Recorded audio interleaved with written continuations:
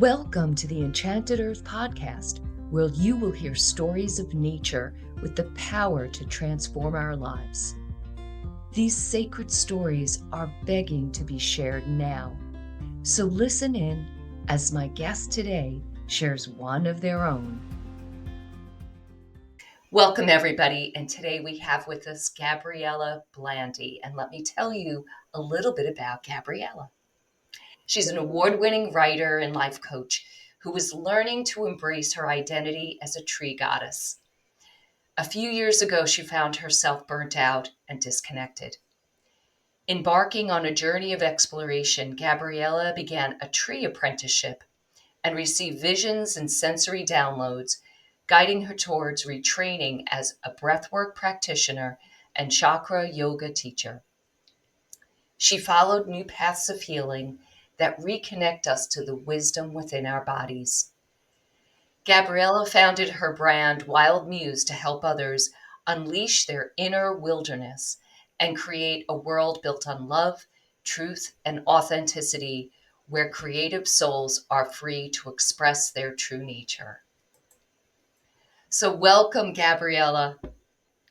Thank you so much for having me, Maureen. I just feel all tingly inside in anticipation of this conversation. Oh, loving that. Me too.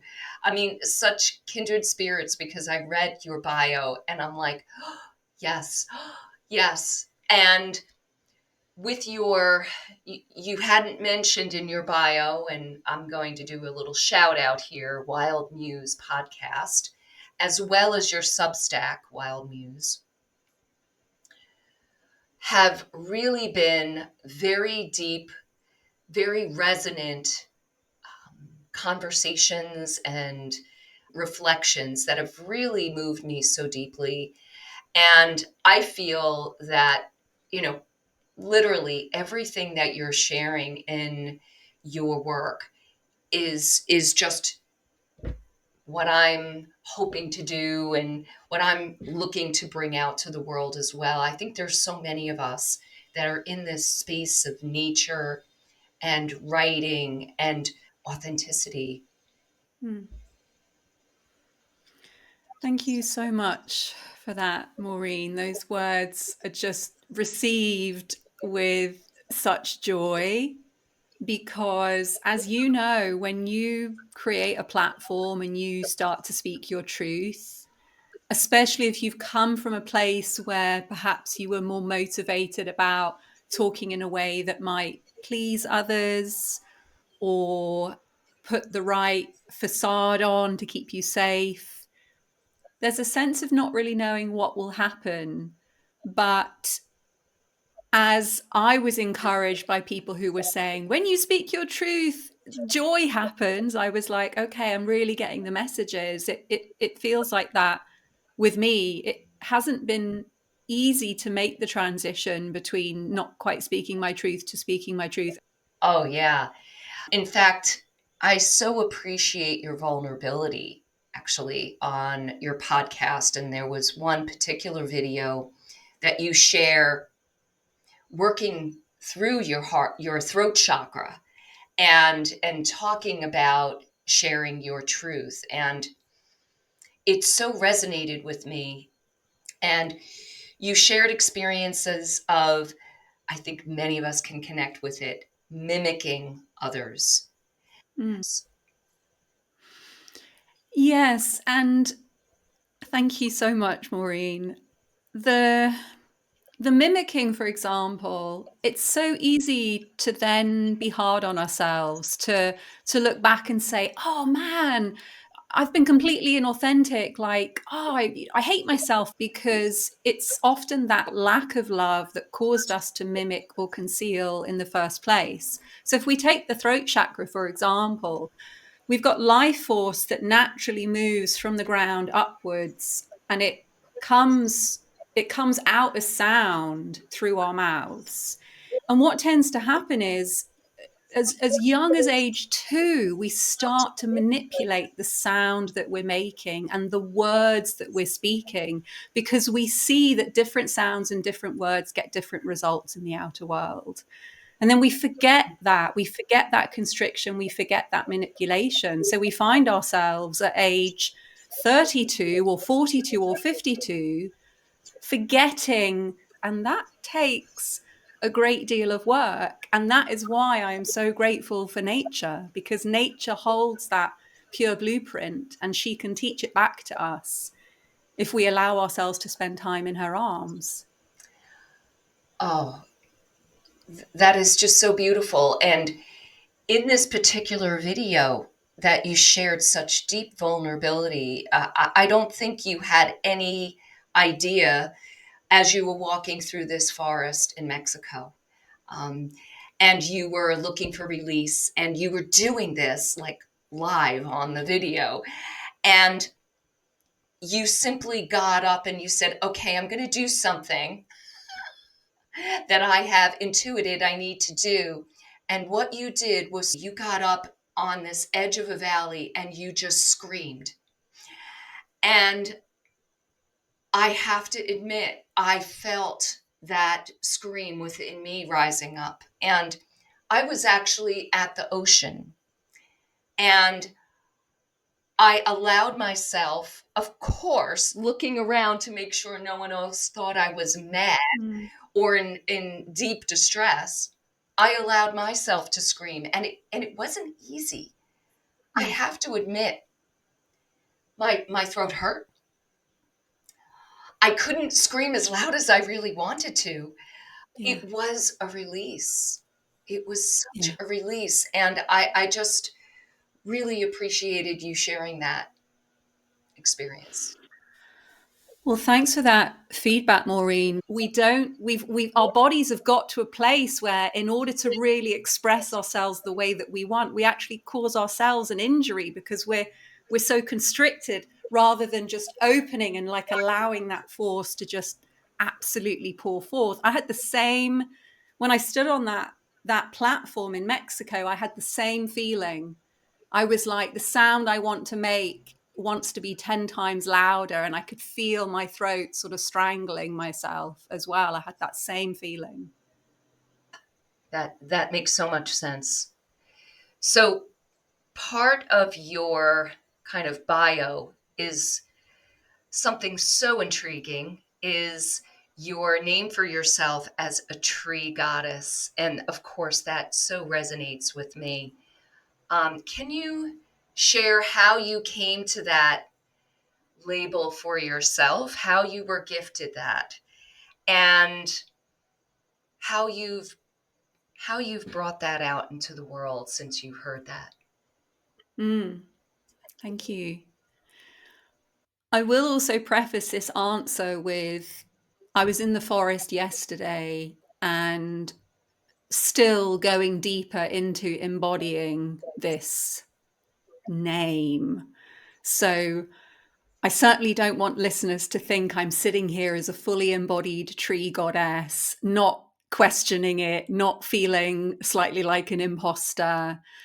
And I say that because I think we all have true names, and it can feel strange to actually really step into them.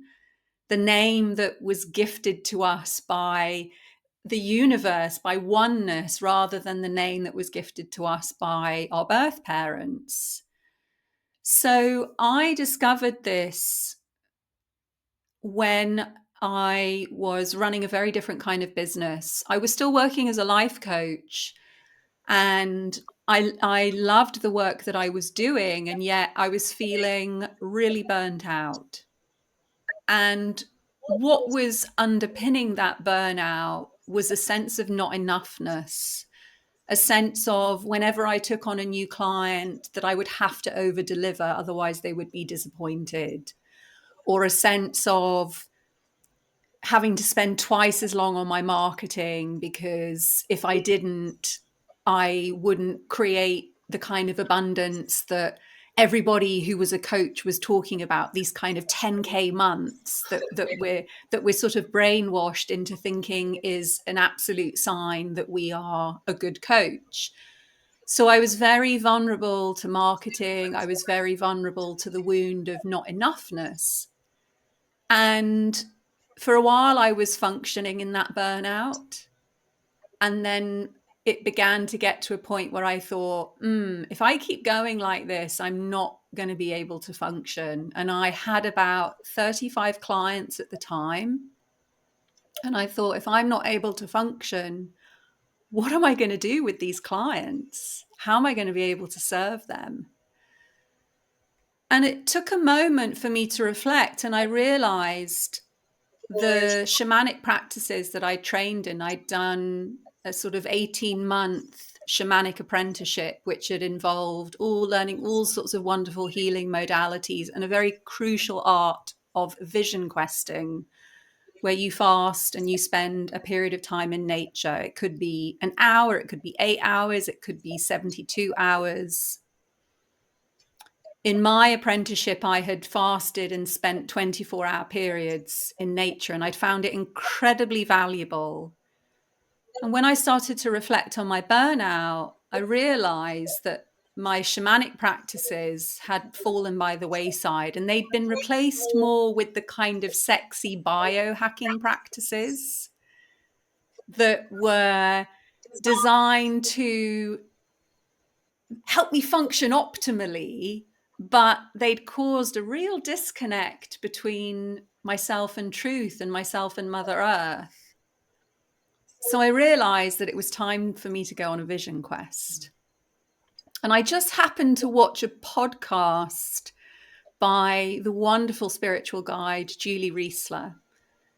And in that podcast, she was chatting with a wonderful Scottish man called Ainsley, and I'm forgetting his surname, but he has spirit guides. And I remember thinking, oh, this is fascinating. And he said, 2 wonderful questions to ask your spirit guides are, what is my purpose and who am I? So I thought, perfect. I'm going on a vision quest. And I'm going to ask these questions because clearly there's some sort of disconnection. I want to be a life coach. I want to be a guide for other people, but somehow I'm not doing it right because I'm burning out. And that symptom is telling me that I'm out of alignment. So I went into the forest and I was nervous because it had been a while since I'd done a vision quest. And I was really scared I wasn't going to get an answer to these questions. And I was thinking, what then? It didn't occur to me that I would receive an answer that completely knocked me sideways. But I think that's the beauty of stepping into the work. You never know what's going to happen. So I remember asking, what's my purpose first? Because that felt slightly less scary than who am I? And the answer was creative contentment. And I remember in the moment, just those words arising in my mind like a thought. And yet it was a combination of words or a thought that I couldn't entirely place to me. I was like, it makes sense. I work with writers. The phrase creative contentment fits, but it's not a phrase that I would have logically thought of. Mm-hmm. And to be honest, Maureen, there was a sense of like, oh, I don't know, wasn't really happy with that answer, which again, I think is a good sign that you didn't come up with it yourself. Because it's not exactly what you want to hear. It's like, I don't know, I sort of know what that means, but I don't really know what that means. And actually, I don't think that's helped me at all. The second question, the words tree goddess appeared in my mind when I asked, who am I? And I was like, what the heck? It just really shocked me because, yes, I love nature, but I'd always thought of myself as a little bit of a spiritual imposter.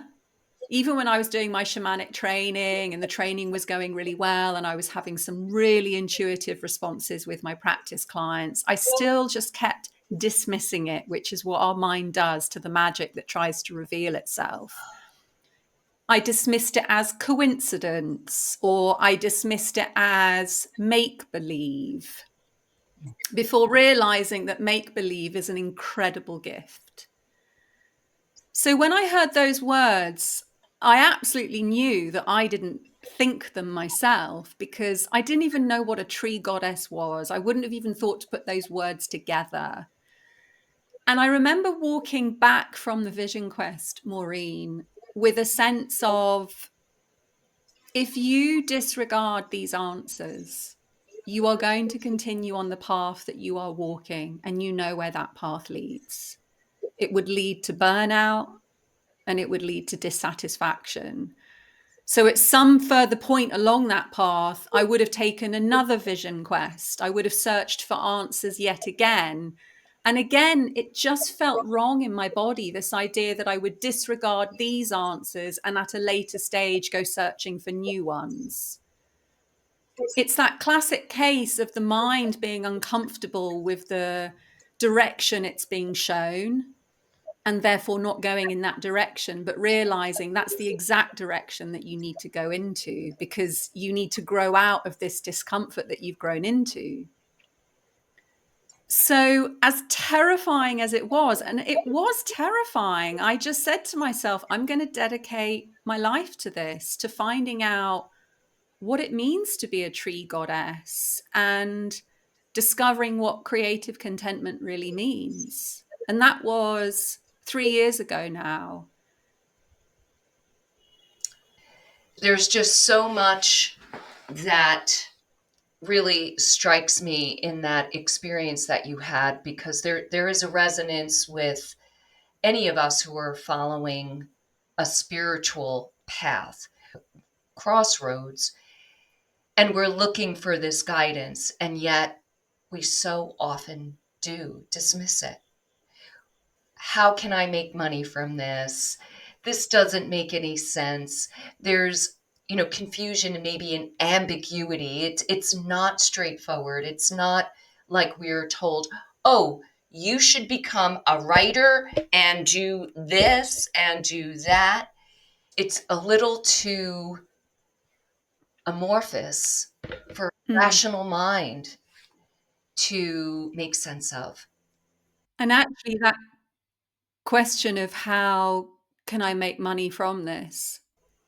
It's such an interesting way to see how the constructs or the conditioned mind stands on one side to the spiritual connection. And the conditioned mind is asking a question that makes no sense when you stand in this place. How can I make money from this? When you come over here, that feeling or that question doesn't exist. So I've really come to understand that when I find myself worrying about the money and asking where it's going to come from, I understand this isn't a question to answer. This isn't a solution to try to put things in place around, but rather this is an indication that I've stepped out of that authentic place. I've uprooted myself and I need to come back into that grounded tree goddess. And, I sort of make these lovely analogies and I'm moving my hands very gently. It's not easy. It's not easy at all. There's a lot of fear. And that's why so much of my work isn't just about the sort of philosophy. That's where the chakra yoga and the breath work comes in, because the nervous system is freaking out. It's the nervous system that creates that sense in the body that makes us panic about money. And as soon as we breathe our body back to a state of calm, we don't worry about it and we do feel connected.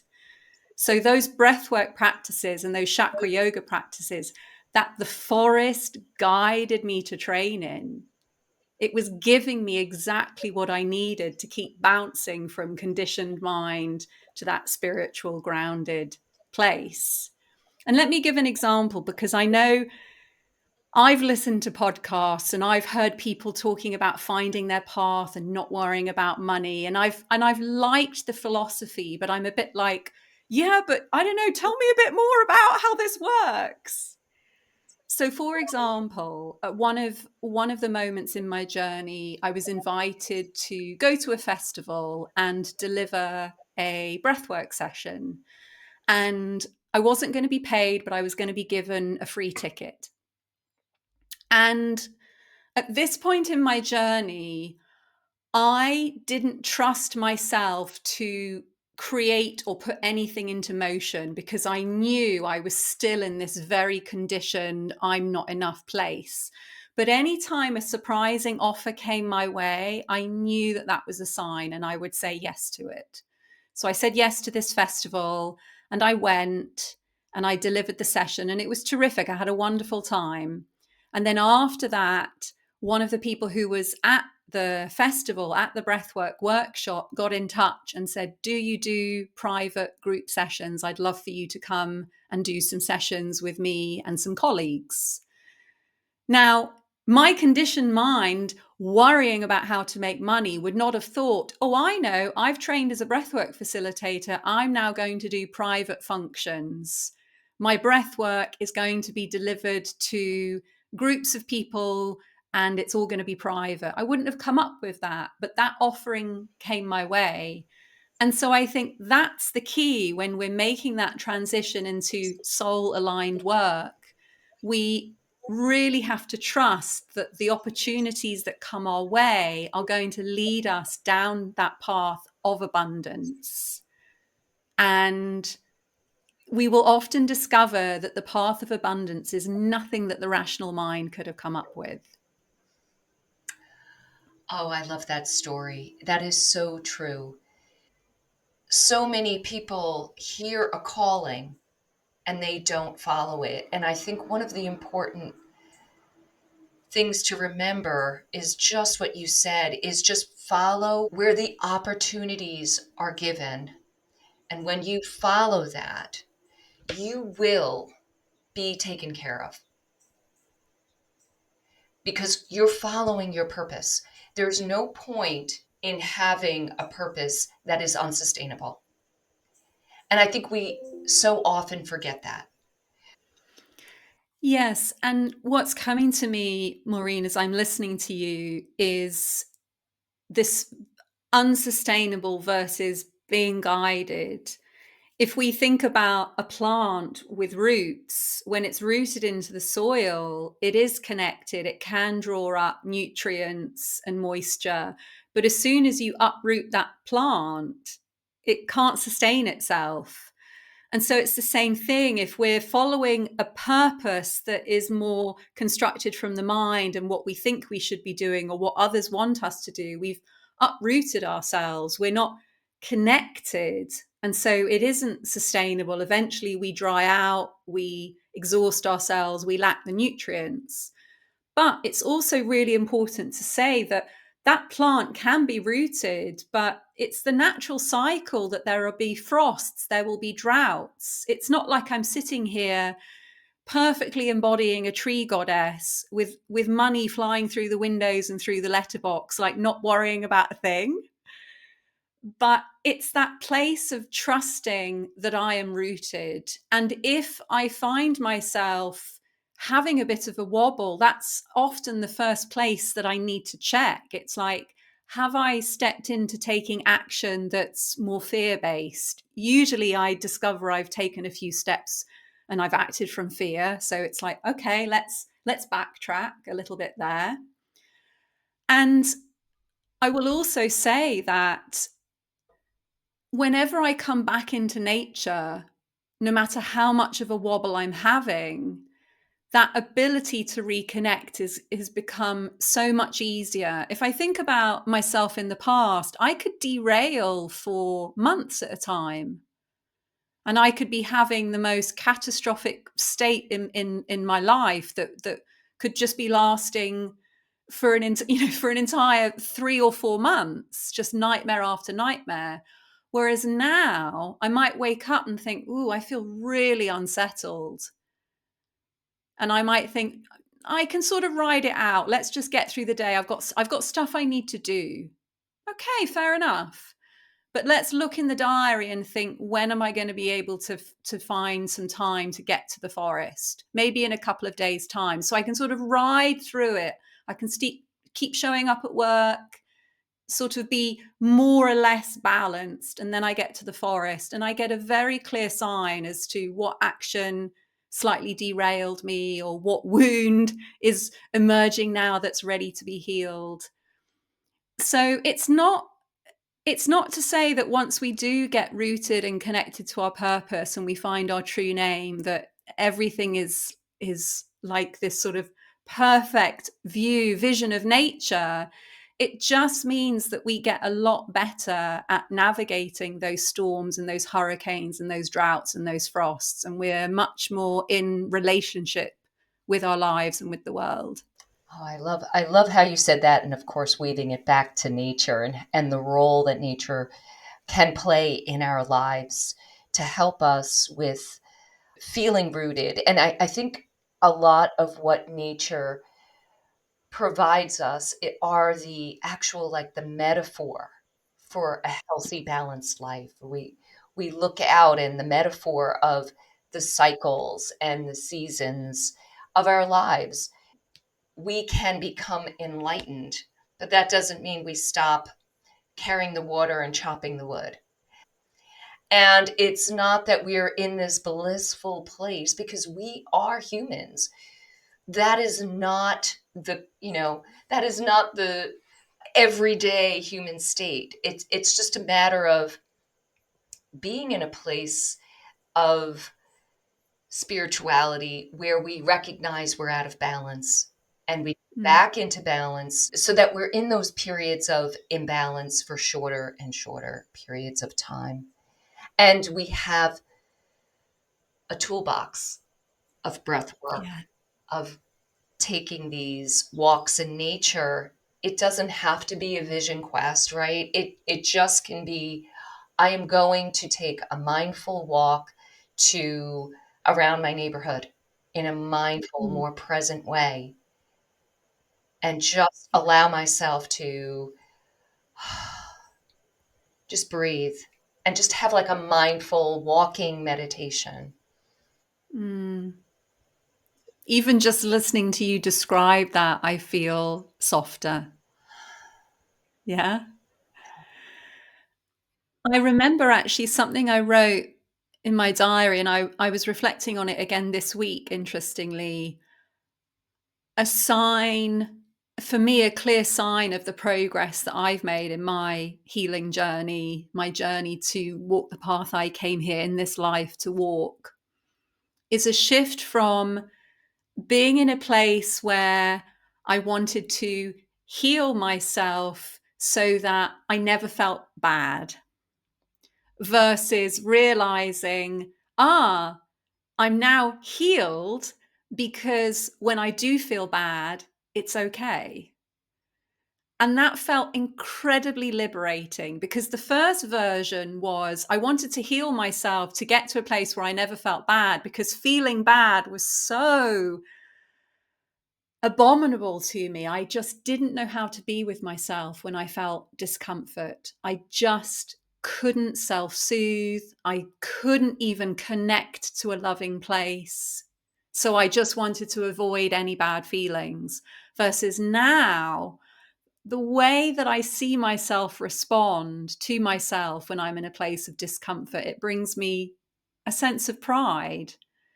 I might find myself just very gently stroking here, saying, "Oh, sweet one, you are really unsettled, aren't you? I understand that." And just gentle stroking. And a few moments later, it's like the feeling is shifting. And if I'd said this to my older self would have been like, "Oh, I've tried that. It doesn't work." But you have to try it more than once, and you have to try it with a real sense of understanding of what you're doing. This, I'm learning to love myself, I'm learning to carry myself. So yes, just now coming to a place where there isn't such a fear at the next time I wake up and I worry about the state of my life. It's like I know how to hold myself if I find that thought arising. I love that you talk about like stroking here. And I know that over these last few years, I find myself holding my heart when Mm. I'm feeling upset, frustrated, sad. And the warmth of the hand on my heart, there's something so transformative about it. And it really helped me a lot. Something that you said that was really beautiful about doing our inner work in order to essentially do our creative work when we're writing about nature. And you mentioned that if we don't, our writing or perhaps even art will tend to repel people. It will push people away. And I just wanted to see how you kind of came around to that realization. Yes, in actual fact, I wouldn't say that it's just about nature writing. Anyone could be writing about anything. So it's not just about nature writing. If we think about the urge to create or the urge to write as a life force energy that's moving through us, and it's the same energy that's contained in a seed that then bursts open to become a plant. This life force energy wants to move outside of ourselves, to grow beyond that which we currently are, just as a seed will grow beyond that husk and it will become something other. So I think it's really useful to use that as an analogy.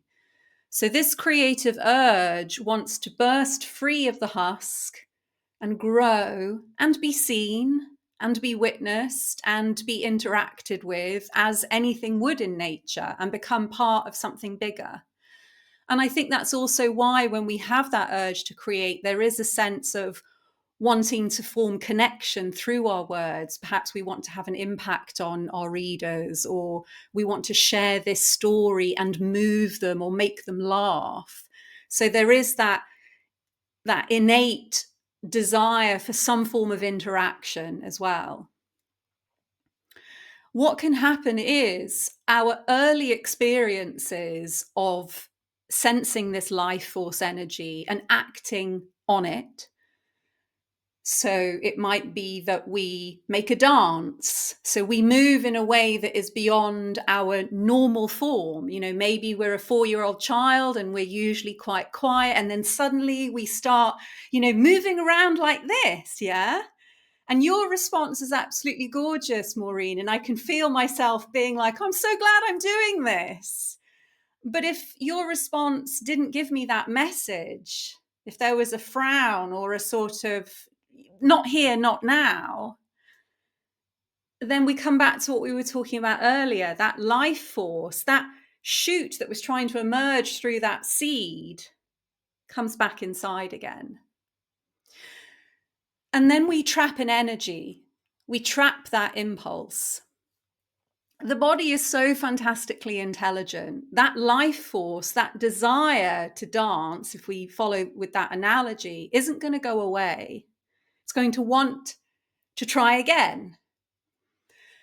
And the body is so intelligently designed that it is going to come out again in the same circumstances, because that will give it an opportunity to get it right this time.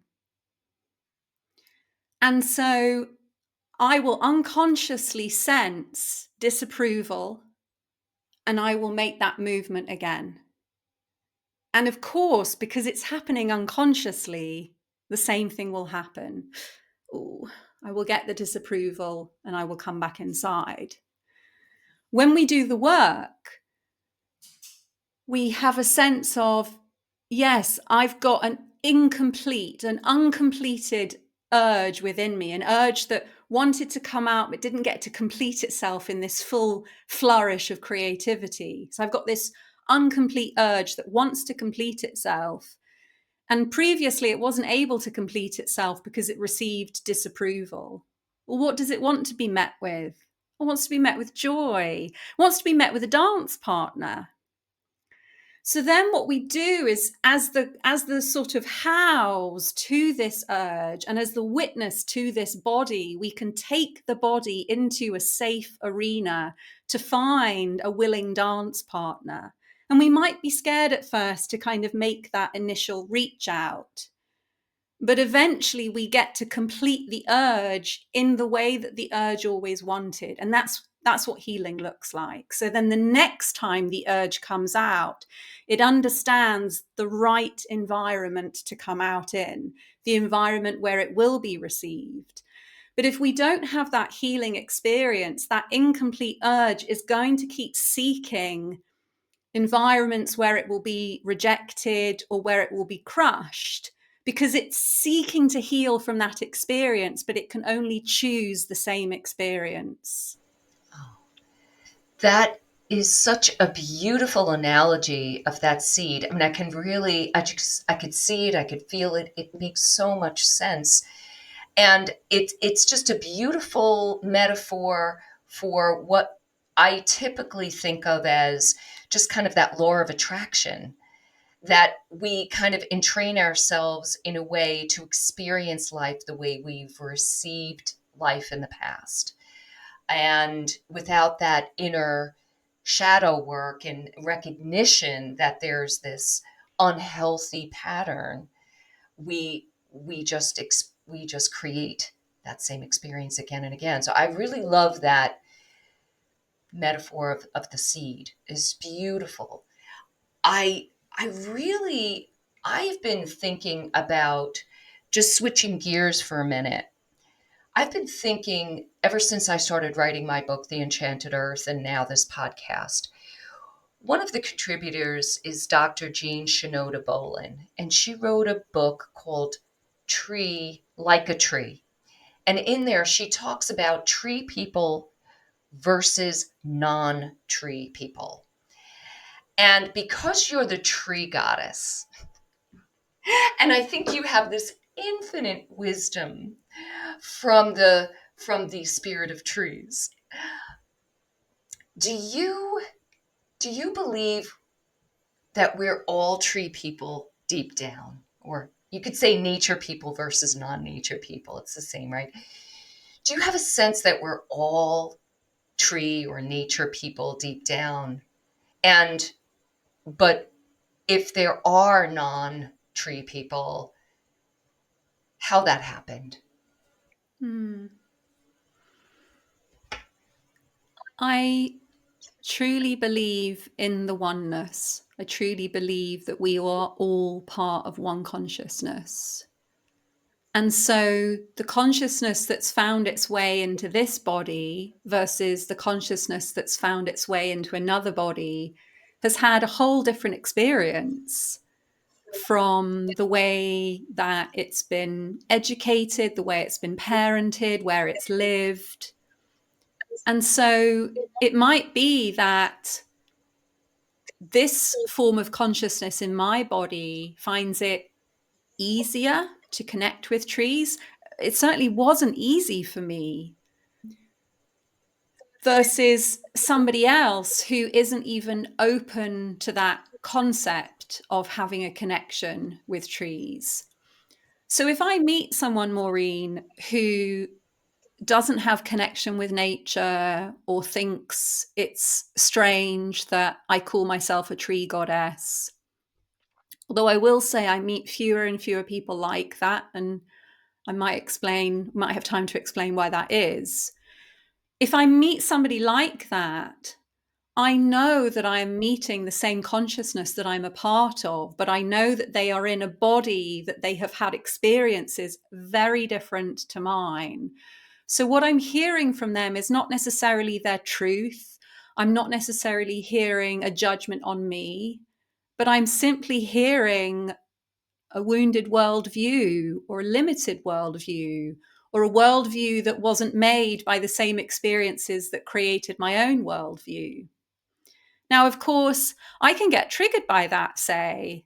I can think to myself, oh, everyone thinks I'm crazy. I can't tell people I'm a tree goddess. But I don't actually, because one of the decisions that I made when I heard that message was, this is the truth. And I can't hold that light and keep it hidden and be afraid to let it shine. and a real trust that actually, if I do just let that light shine, and I let it shine and I hold it from a place of truth and not trauma, as we were touching on, like if I were to hold that truth from a place of trauma, I'd be saying to someone, well, yeah, I'm a tree goddess, but I don't really know what that means. The response is going to be very different, isn't it, than if I say, I had a really profound experience in nature. I heard the words tree goddess, and I decided to really go on an apprenticeship to find out what that meant. I'm speaking with a certain confidence, I'm speaking with a certain element of passion. And what that does is the person who's listening, whether they believe in it or not, they're going to be like, she's quite sure of herself. I'm kind of curious, even if I think this is a load of BS. So, yes, and to answer your question, it may be that we do come across people who might not refer to themselves as a tree person, but that just shows that they weren't taught to have a relationship with nature. It doesn't mean that they can't.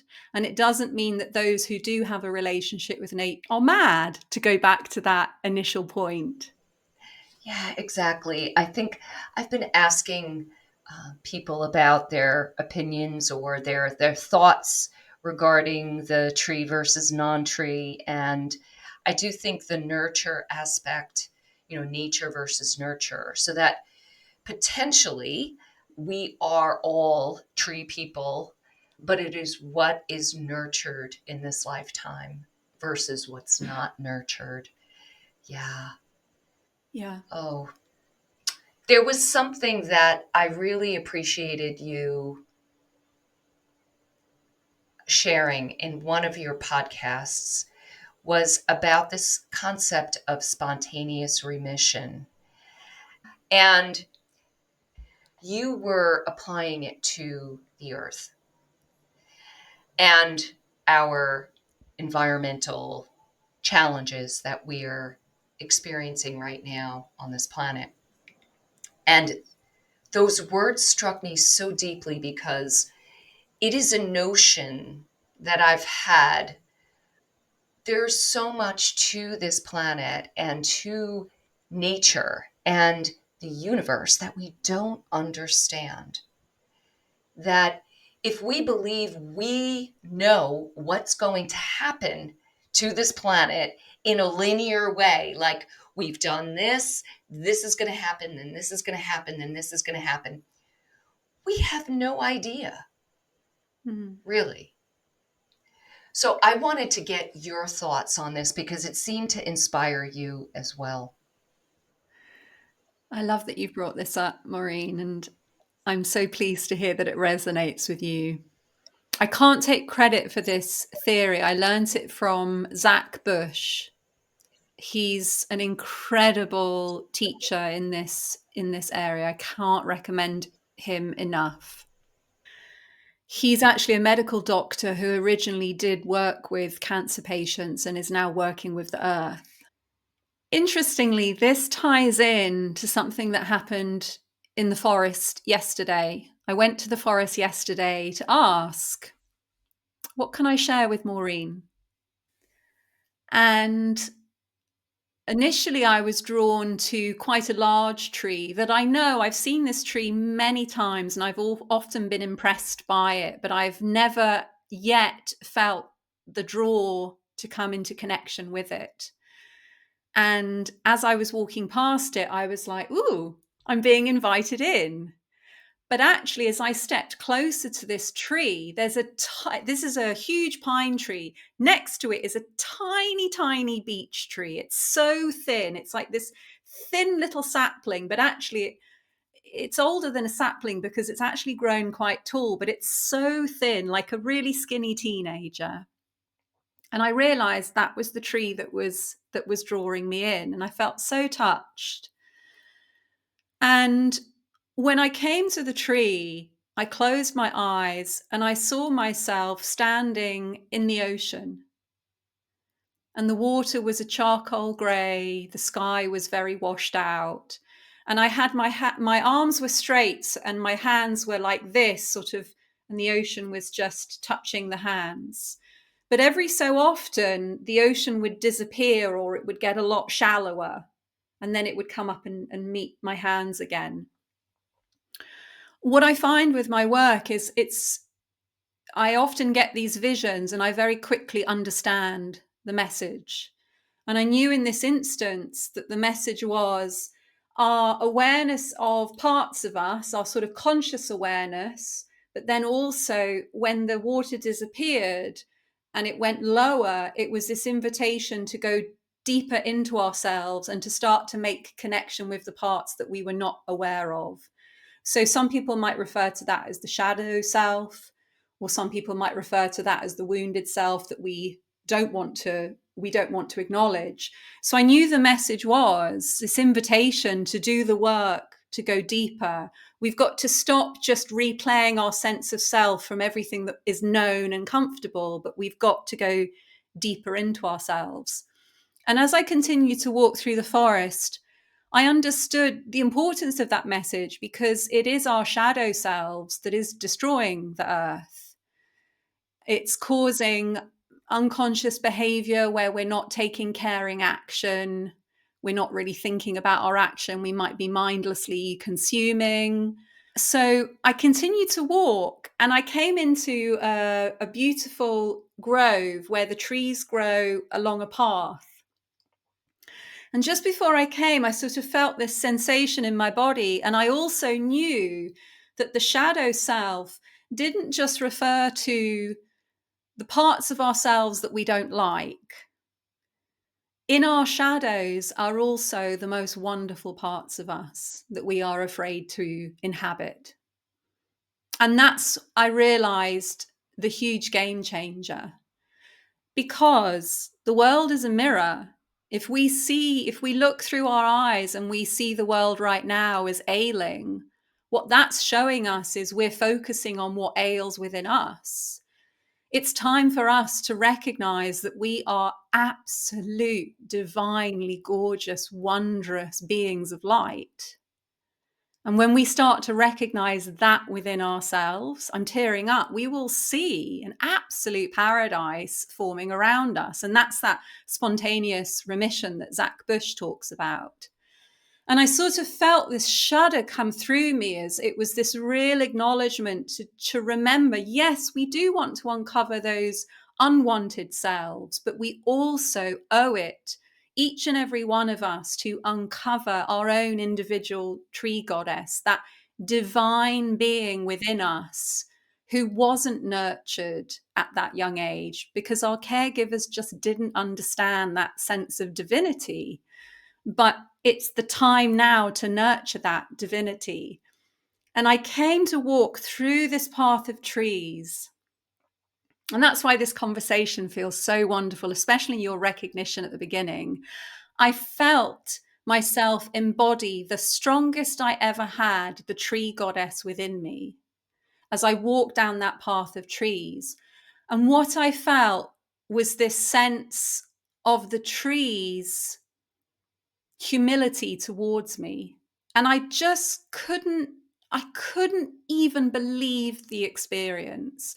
And there wasn't a sense of, I'm not worthy. My God, why are these trees bowing down to me? I'm nothing. It was just a flash of truth and a flash of gratitude for being able to experience that.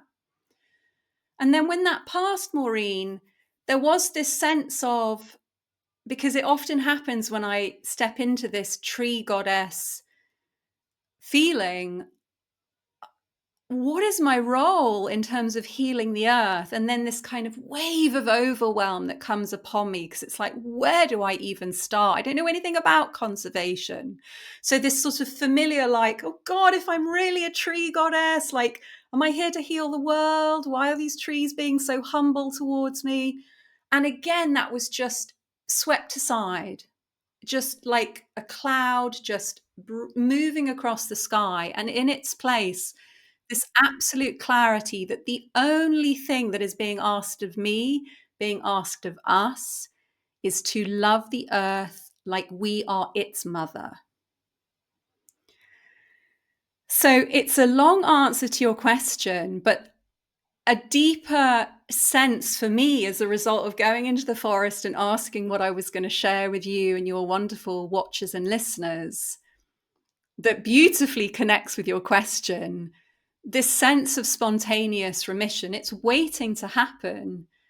And I think a couple of pieces are us stepping into recognizing that true divine part of us that we sort of let slip deep down, and also understanding we don't need to tie ourselves up in a knot in terms of how are we going to heal the earth. We simply need to find our way back to loving it. Those are such beautiful words. We can often, as you say, feel overwhelmed by all of the things that need to be done. We are not experts in all the various challenges that are being thrown our way, but we are experts on ourselves and focusing on the love, the joy, the beauty that's all around us. And I like to say that I might be super naive, but it's simpler than we think. We load so much heaviness and grief and overwhelm to dealing with our challenges right now in the world. But we just focus on our own inner work, bringing joy and light to everyday life, being in nature, and having this tremendous honor and respect and gratitude for her. That's all we need to do. Yeah. Oh, I feel so grateful to have this connection with you, Maureen, and to get the opportunity to have this kind of conversation with somebody. I'm so grateful for all that you are and what you're putting out into the world. And me as well. Thank you so much, Gabriela. Do you have any last words to share? Actually, what touched me from what you just shared was the idea of it being simpler. And so I suppose I'd love to just share a few words around how that resonates with me, because it all comes down to the way that we're perceiving our situation. And that's going to reflect our wounds, our limitations, our past experiences. So, for example, if I look at a situation and I think to myself, I'm not good enough, or I'm afraid about paying my bills, or nobody likes me, I'm going to respond to that situation based on all of those beliefs. And so I'm going to do more than what's required. I'm maybe going to be a little bit underhand to make sure I get some money out of it because I'm afraid about where the money's going to come from. And I'm maybe going to behave in a way that isn't authentic to myself because I'm worried about what people will think of me. That's not simple. That's very unsimple action. That's very complicated action. And it's, to be honest, I think is how many of us are acting when it comes to the earth. We're trying to right a wrong, but to sort of safeguard lots of interests at the same time, when really actually the work, and I suppose maybe it is simple, but it isn't simple. The work is really to let that illusion fall away, to let the illusion of the fear of what people will think, to let the illusion of I'm worried about running out of money, to let the illusion of I'm not enough.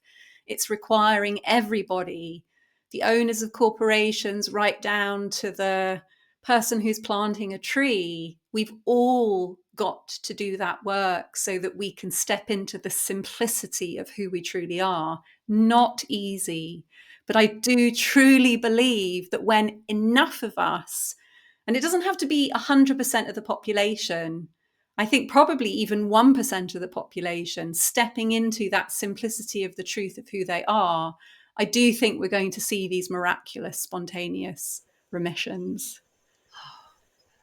Beautiful words to end this interview on. Thank you so much, Gabriela, for your work. And I so look forward to seeing what is coming for you in the near future. So thank you.